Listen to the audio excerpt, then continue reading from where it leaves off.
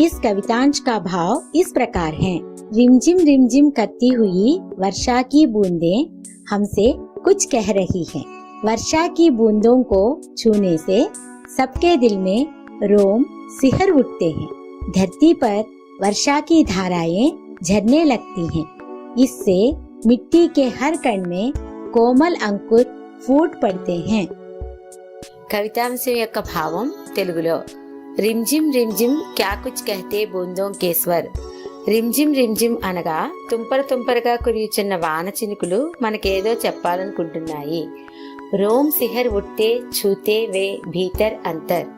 అవి మన శరీరాన్ని తాకగానే రోమాంచితమవుతుంది. ధారావం పర్ ధారాయే ఝర్తీ ధర్తీ పర్ అనగా భూమి మీద వర్షపు చినుకులు ధారాలుగా ప్రవహిస్తున్నాయి. రస్కే కణ్కణ్ మే తృణ్కో పులకావలిథర్. దీనితో మట్టిలోని ప్రతి అణువులోని కోమలమైన గడ్డిపోచలు చిగురించి పిలిపిస్తున్నాయి.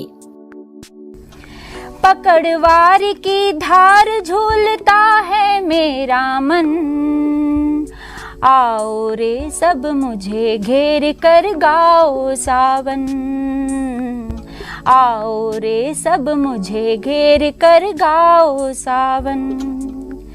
इंद्रधनुष के झूले में झूले मिल सब जन, फिर आए जीवन में सावन मन भावन, फिर आए जीवन में सावन मन भावन, फिर आए जीवन में సావన్ మన Bhavan.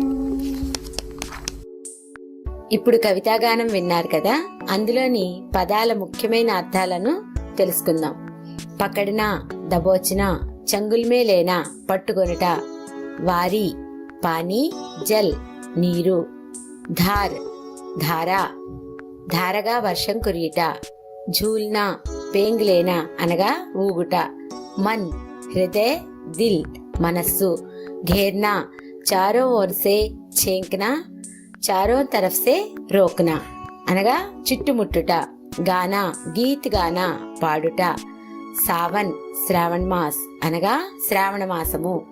Please subscribe to my channel DG Law Learn and share it with your friends and family.